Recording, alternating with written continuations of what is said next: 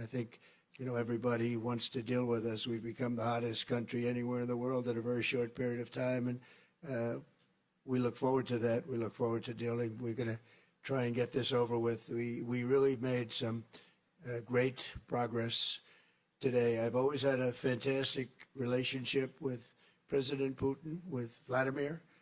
We had many tough meetings, good meetings. We were interfered with by the Russia hoax that made it a little bit tougher to deal with, but he understood it.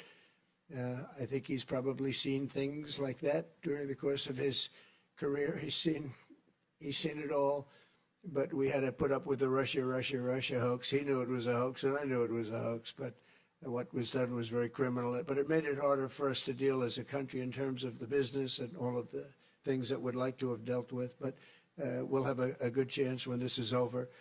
So just to put it very quickly, I'm going to start making a few phone calls and tell them what happened. But we had an extremely productive meeting, and many points were agreed to. There are just a very few that are left. Some are not that significant. One is probably the most significant, but we have a very good chance of getting there. We didn't get there, but we have a very good chance of getting there. I would like to thank President Putin and his entire team, whose faces, who I know in many cases, other than that, whose faces I get to see all the time in the newspapers.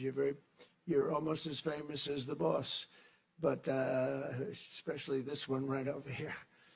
But we had some good meetings over the years, right? Good, productive meetings over the years, and we hope to have that in the future. But let's do the most productive one right now. We're going to stop really 5, 6, 7,000, thousands of people a week from being killed, and President Putin wants to see that as much as I do. So, again, Mr. President, I'd like to thank you very much, and we'll speak to you very soon and probably see you again very soon.